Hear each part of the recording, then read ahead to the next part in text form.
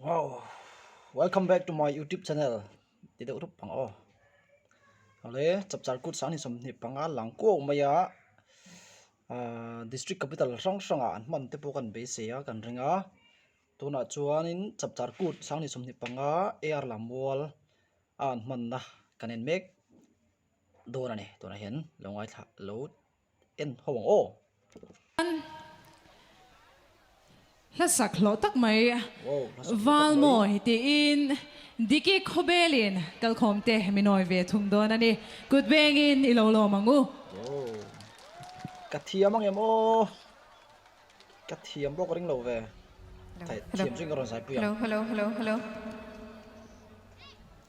Diki khawbel khawbel lampang po sai thiam lo reng ani hi fiam thu tho thiam chon lo lo tat mai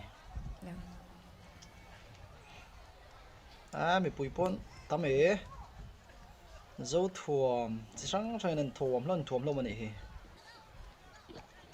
thena var de thena sente thenin saman phiara la mo la han chai ve la lo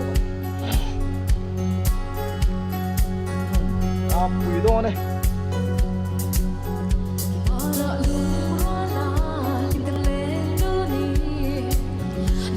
Trong bê lên tựa thu tin căn lan mà sẽ khá Hãy mà lung liếng lâu sáng yên Mong ngại lung đủ xa mà Trên tì rê Mỗi dù đến hẹn cùng môi đầu Đủ lại lên từng tô đã im vững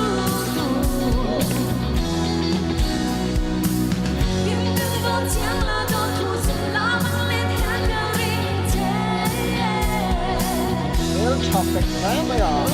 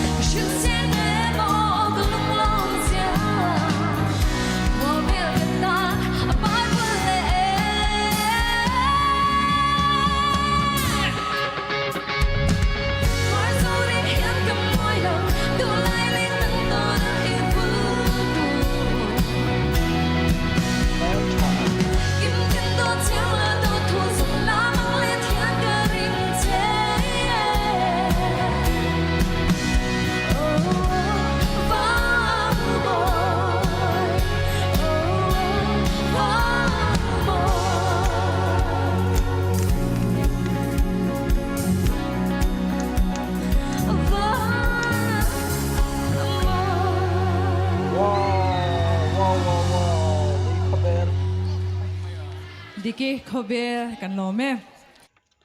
ava han sai thiam o